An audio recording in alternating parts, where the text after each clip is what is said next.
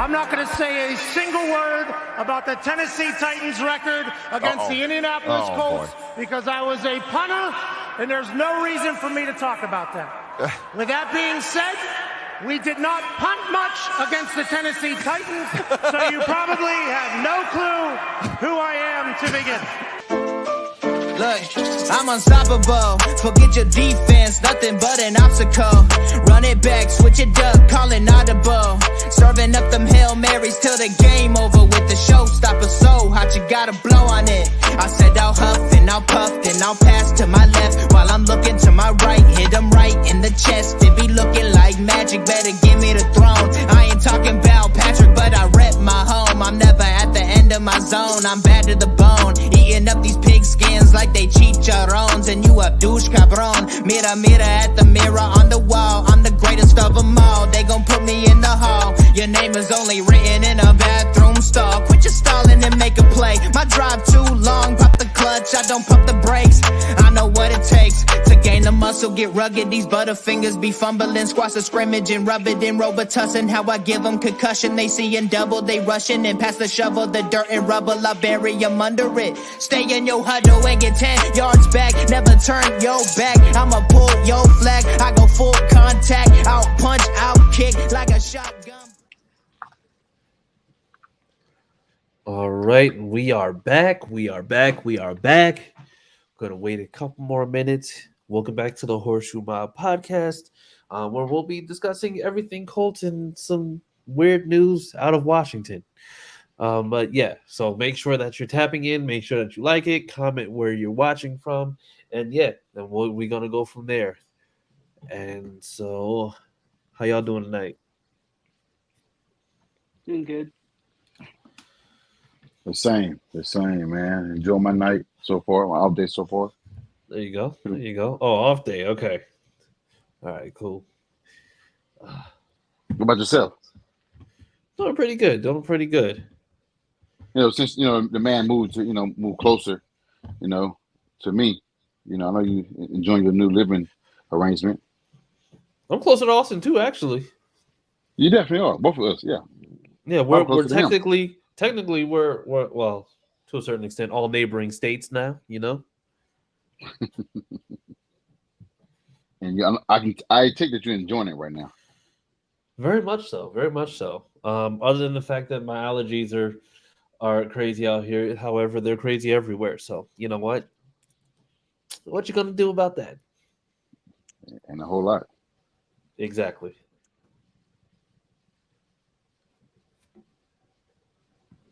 Dang, Philly dropped Boston. Bad. You did? Yep. Well, Boston? Oh no, they didn't beat them too bad, but they beat them in Boston, so yeah, you know how bad Boston fans get. Well, I love it. As a Boston hater, I love it. Yes. Well, I understand that, so that makes sense. But yes. All right, so let's get to it before we get too far into this basketball stuff. So welcome back to the Horseshoe Mob podcast. We're covering everything Colts and then some. Just want to make sure we go ahead and just get to the guys first. All right, so with us, we have Austin Cook, everybody. Hey, what's up? I'm Austin. All right. Then we have Josh Sr. What's good, everybody? Before I get started, I just wanted everybody to know that RJ loves Will Levis. I see what you did there. Okay. Yes. I see what you did there.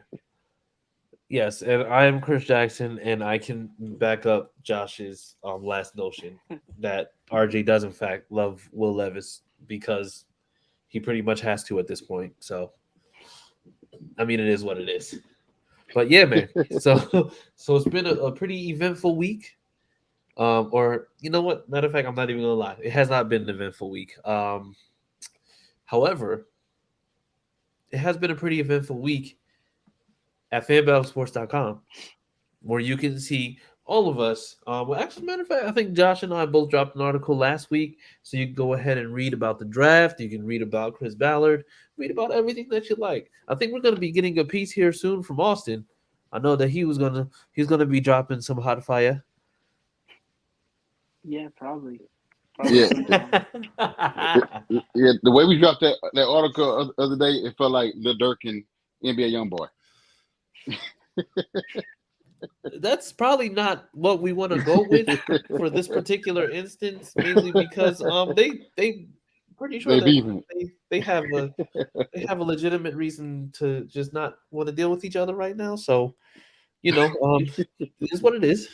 We'll keep that over there because they're scary. So yeah, we'll be all right.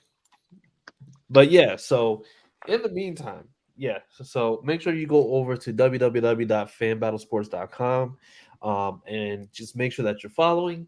Make sure that you're looking for all Colts content. All the podcast episodes are on there, as well as the articles written. And yeah, so make sure that you're going to fanbattlesports.com.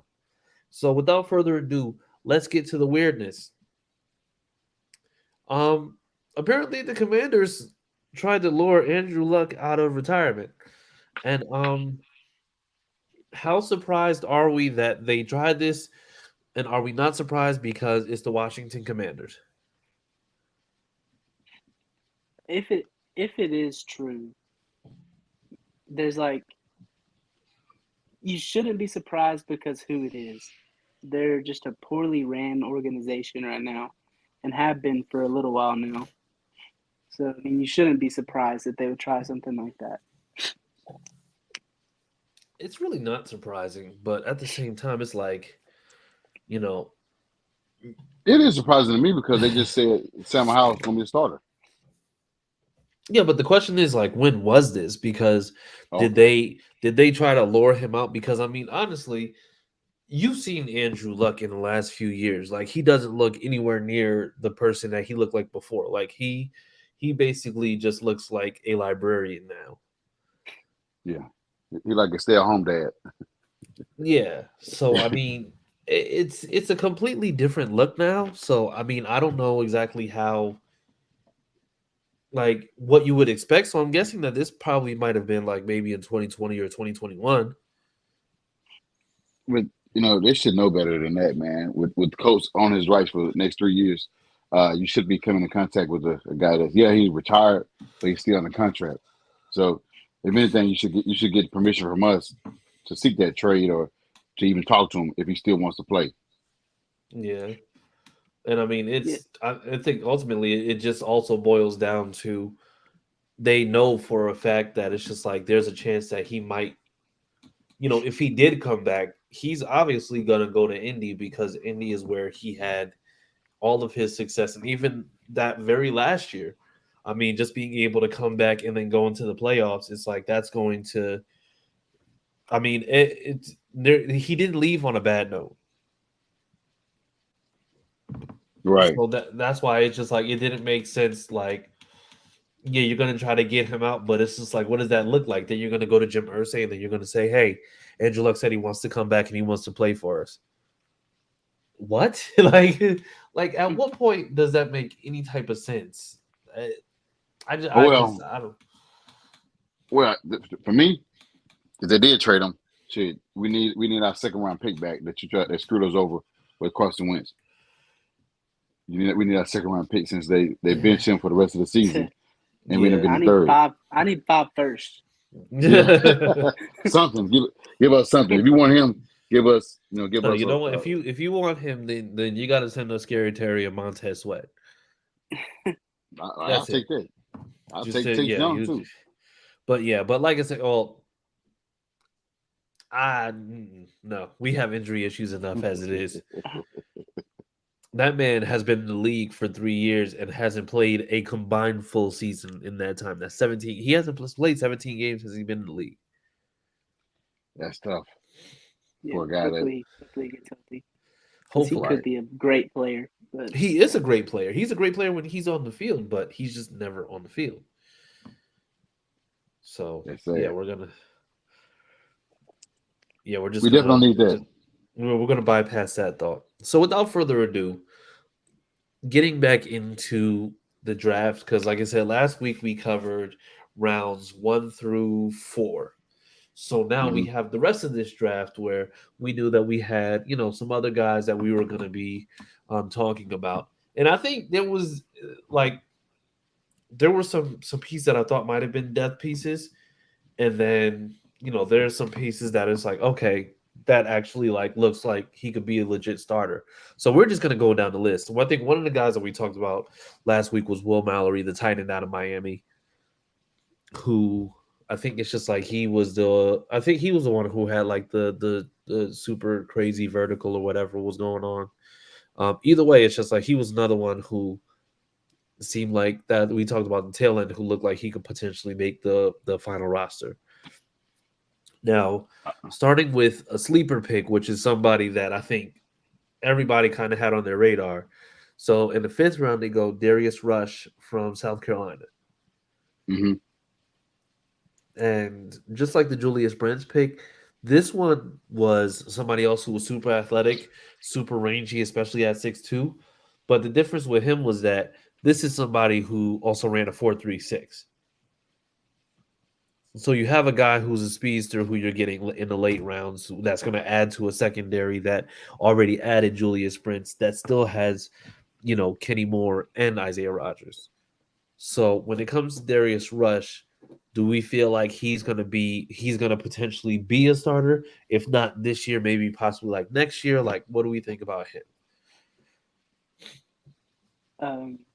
Yeah, like you said, he's long and fast. I think he won't start every game, but I definitely think he'll play in every game this year, and potentially a future starter if it works out. Okay. What about you, Josh? Yeah, he got the ability to be a starter, at least between rookie year and next year. If he gets on the field and produce as he did in college, it definitely has the potential for it. So we just got to see when it pan out, or if it pans out. We know Gus Bradley don't play rookies or 2-year players. Isaiah Nick Rodgers Cross. Yeah. and Nick Cross.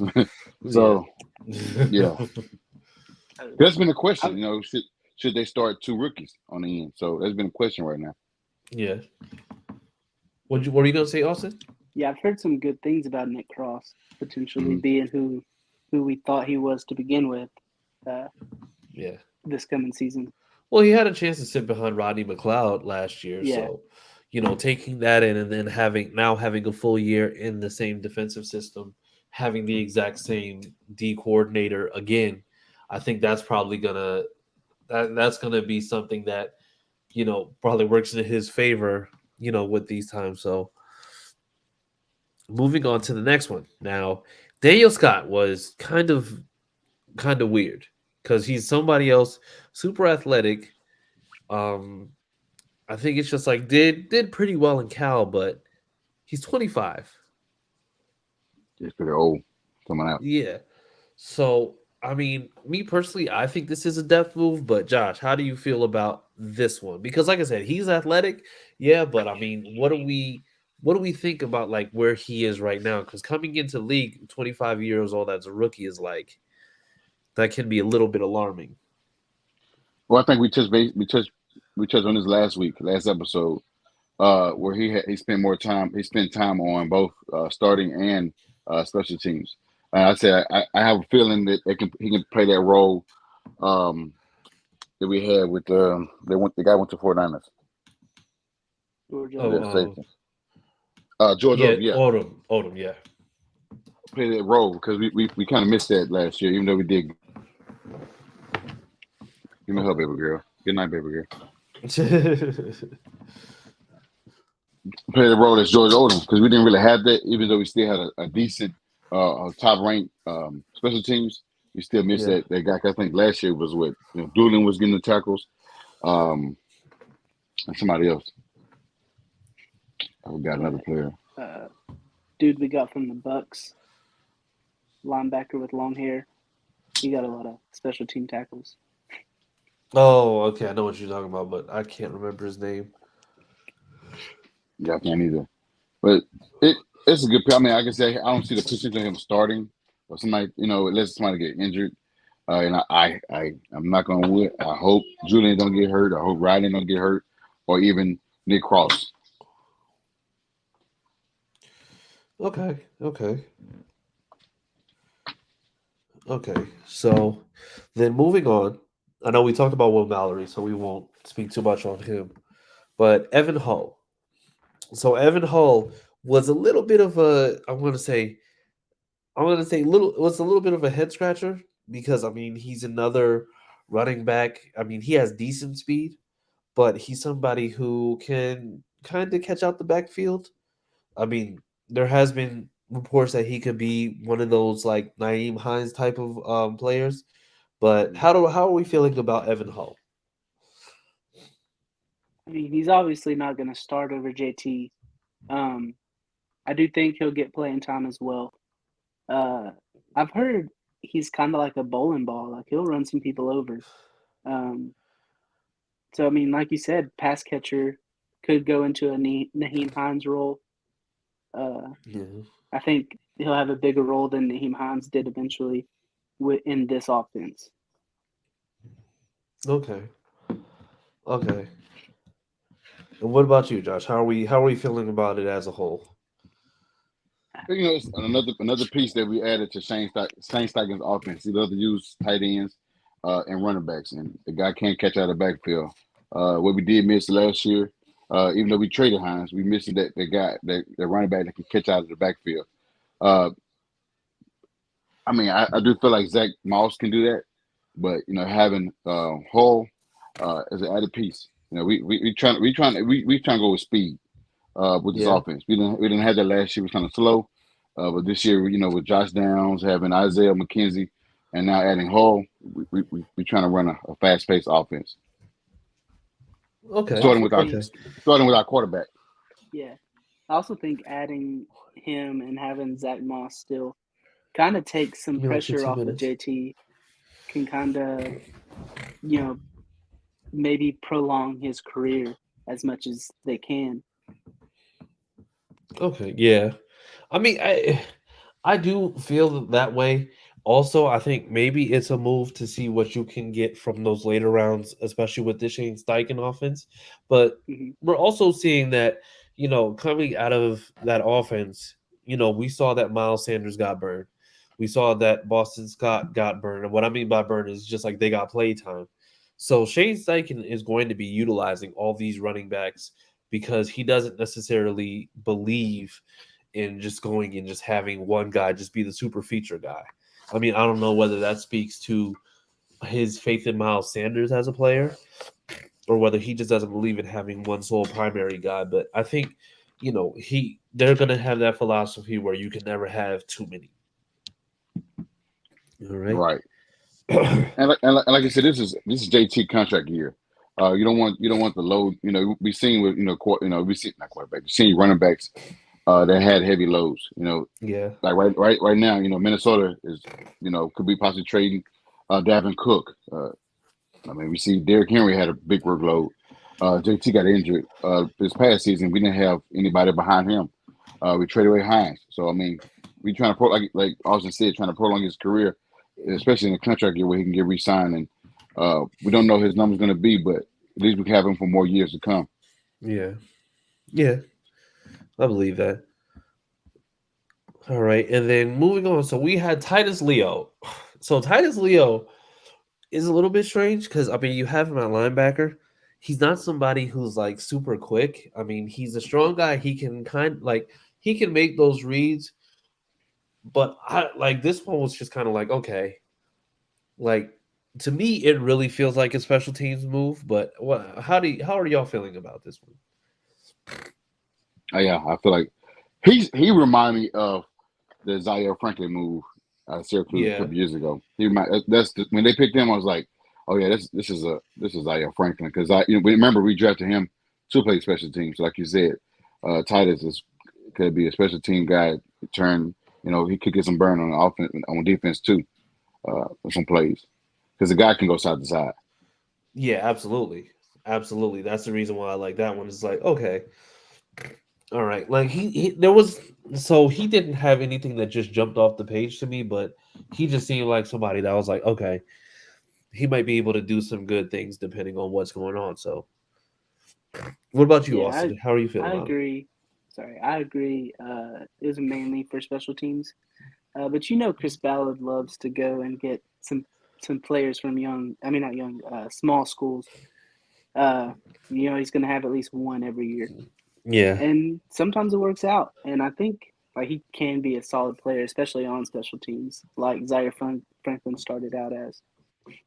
He Right. has okay, a lot of good players to learn under as well. yeah, absolutely. I think that's the biggest thing because that linebacker room is going to be absolutely ridiculous, especially if Darius or Shaq Leonard, Maniac. I'm just going to call him Maniac. Is back in there full time. So just Maniac is back. Yes. All Yep. right. Then moving on. So we have Jalen Jones, cornerback. And this one was another one of those picks that was okay. Like you're looking at it, you're like, you know what? This actually does seem like a great pairing because, I mean, Jalen Jones sliding to the seventh round, he actually was a very solid player for A&M. But I mean, of course, it's just like he just wasn't one of those names that just popped off the page. So, I mean, in terms of where he is, I believe he could be like a fringe player, maybe like a potential work his way into the depth chart, or he could be somebody that, plays at safety potentially.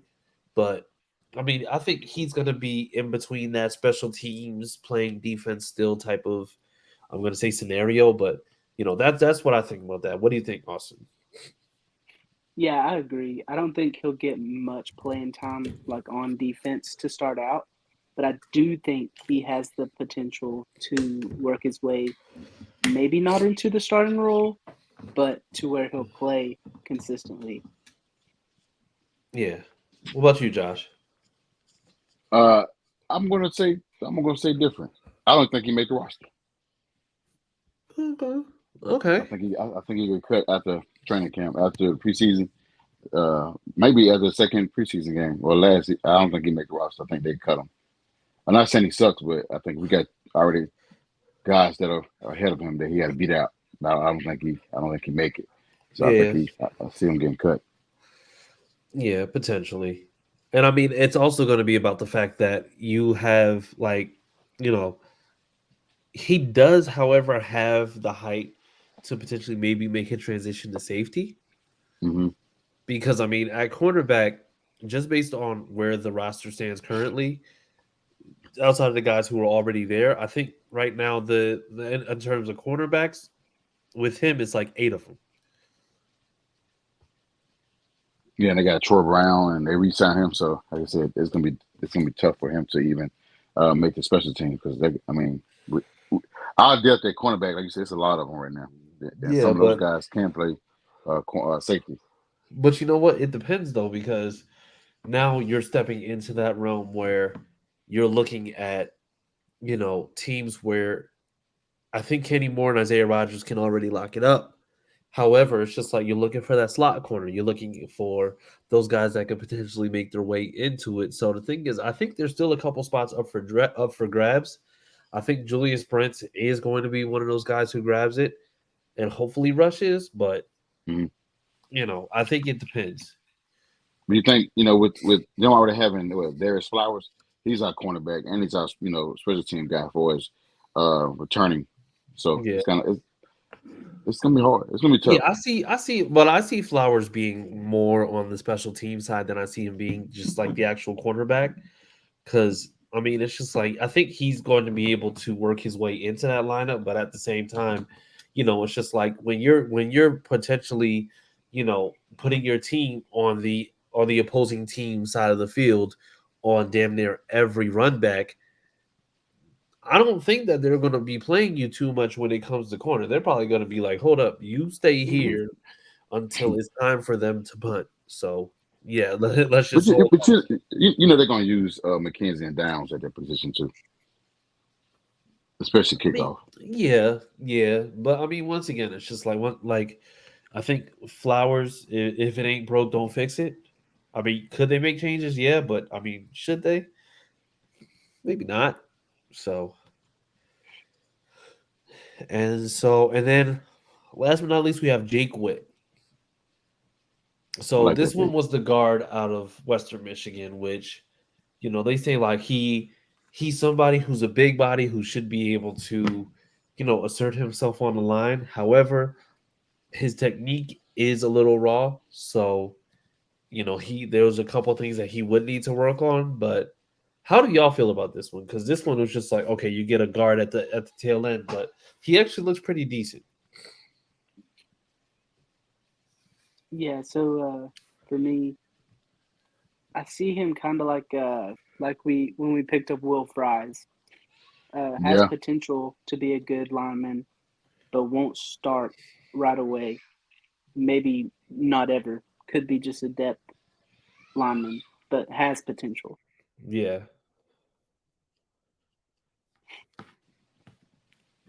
Uh I oh. do agree. I agree the same thing. It's just um, yeah, position of need. We need enough depth at guard. I think he played guard and tackle, so he can be on the line. He can be on all parts of the line. He can play different positions, so that helps. That's the same thing with Danny Penner. Played center and played guard, so uh, that's good. That's good for us. Yeah. Absolutely. And so, all right, and so that's all of our picks. So we've covered everything as far as the draft goes. So now a little bit more exciting. OTAs started. I'm gonna say as of last week. So we had our first chance to see um, Anthony Richardson skipping out to practice, seeing some of the guys in action. What were some of the impressions that you saw just from some of the clips? Because, like I said, we saw throws, we saw Steichen playing California Love while they were warming up before they got to drills. Like, what were some of those first impressions that we got? Because it looked like a completely different team from last year to this year. So I don't know. We'll start with Josh. We'll start with you first. I mean, start. That's not to mention day before mini camp started. Yeah, The quarterback. We call them Area 51. They out there throwing passes, throwing passes in the parking lot at the hotel. That building chemistry. Even before mini camp even started. That should tell you right there. They both want to work. They both have their pros and cons, and they want to work on those pros and cons yeah, before they get to practice, before they get to dial into their playbook and get ready. And like I said, like they both said, they both called each other or messaged each other, say, hey, let's go ahead and practice. And they made it happen. But just seeing, just seeing the passes, the tweaks, because there's not many videos you see on those things, on those throws.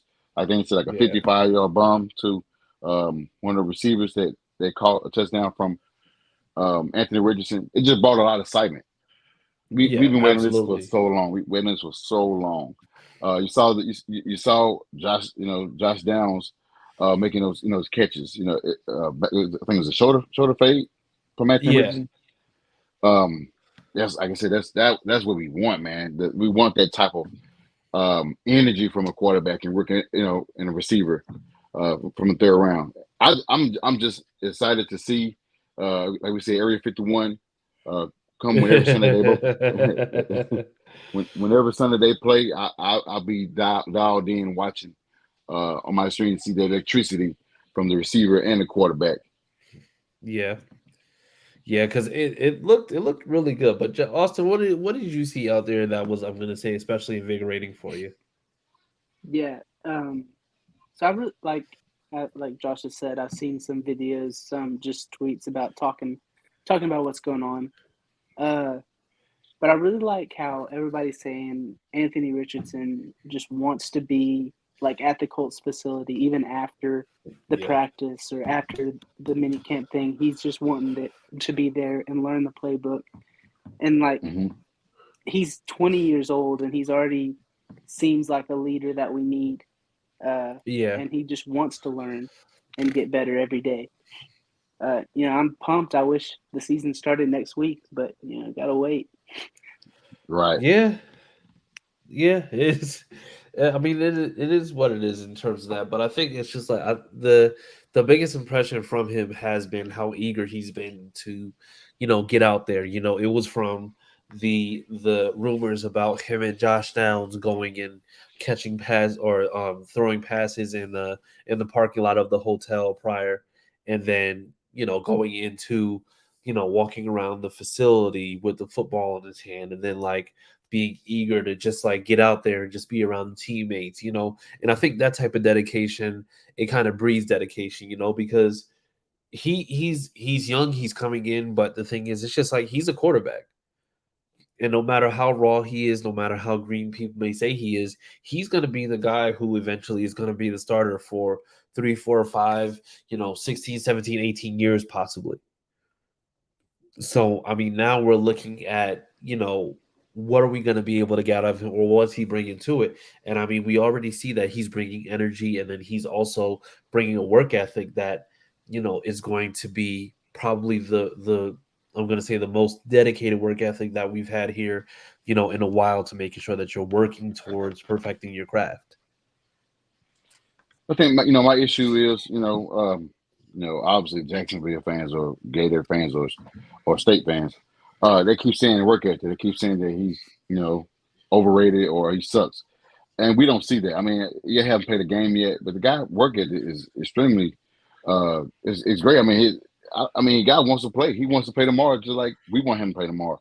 Like I said, they said once he touched down to minicamp or to the facility, he grabbed the football and he had it ever since.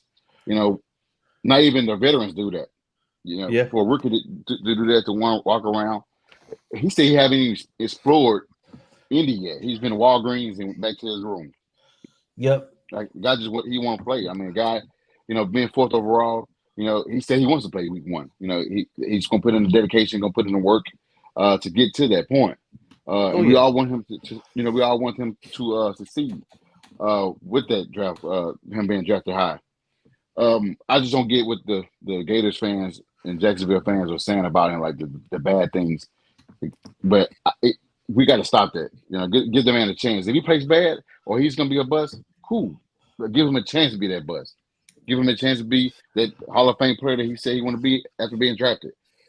But this don't come out already. I mean, the guy's not Will Levis. The guy is, Will Levis haven't done anything, but he's cocky, arrogant. He's shown that because I got a cannon, I can throw. But yeah, he threw 18 picks. So I mean, Yeah. But this guy here knows that if you make a mistake, he wants to have that back. He wish he had that back. It just a lot of things we've been reading on. He was saying that I think it was, who was it? Did you guys watch the Marco and Ed Dobbs interview? No, I didn't see that one. No. Well, he spoke on the issues why he turned the ball over at Florida. With the limited time he played, and he's saying that it said that when he have a pocket, when he have a pocket, that's when he turned the ball over. When the pocket collapsed and he's throwing his passes, that's when he's throwing the ball 30, 40 yards or even a touchdown. He's like, why when you have a clean pocket, you throw interception, so you turn the ball over or you overthrow them. But when you have a pocket that's collapsing, that's when you're at your best. And he's like, I just be overthinking. Yeah. And but the thing is, even that, it's just like for him to come in and do what he did, or the rest, it's just like, I think that's a big thing. Now the thing is, I don't trust anything that Gators fans that are also Jaguars fans have to say, because the thing is, no matter what, it's just like you're going to have an internal bias. Yeah. So I'm not worried about that, because the thing is, the way that, and I don't mean to sound crass, but the way that people suck up Josh Allen now, if you look at his tape from Wyoming, other than the fact that he was tall and was semi-mobile and had a huge arm, a lot of that stuff really wasn't beautiful in terms of watching the passes that he threw. But the thing is, it's just like there's gonna be passes given to people, and it's gonna be what it is. We'll just call a spade a spade. But I think we're gonna see him just kind of just being out there and just doing what he's doing, because he is immensely talented. But one thing that people just are not talking about is the fact that he's not going to just have to go out there and just pass 60 times a game. Steichen is going to draw up a plan that makes sure that we're utilizing Jonathan Taylor's rushing ability, that we're utilizing this offense to its full stability. We're not just going to be out there just throwing 60-yard passes every single play because that's not a recipe for success. So it is what it is, but people are going to say stuff until he proves them wrong. So, like I said, I'm not worried about any of it because right now it's just like he's doing everything that he needs to make sure that he's making the right impressions. I agree. So, with that being said, I think that's pretty much it that we have for today. Like I said, we will be back next week just to cover a little bit more in terms of OTAs. Or I think, as a matter of fact, next week I think we're going to be, because I don't know if there's anything on schedule. I think next week we're actually going to be taking a break. So we'll be taking a break next week, but then we'll be back on the 23rd.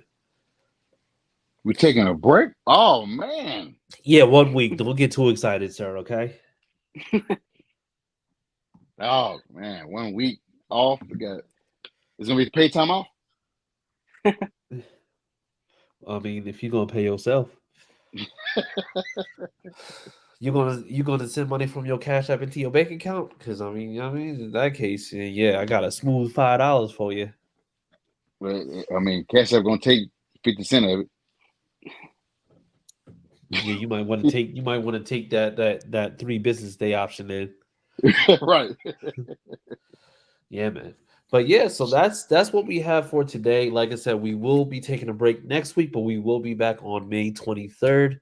In the meantime, fellas, tell the people where they can find you on social media. Yeah, you can find me on Twitter at CookieAustin2. All right. And where can they find you, Josh? You can find me on Twitter at I am Josh Senior. All right. You can find me at CJ Colts Fan. Please make sure that you are visiting www.fanbattlesports.com. And yeah, so other than that, people, have a great rest of your week. And happy Mother's Day to all the mothers out there, because that's going to be this Sunday as well. So yes, shout out to them. Yeah, happy early Mother's Day, ladies. And we will see you next week. And as always, please remember,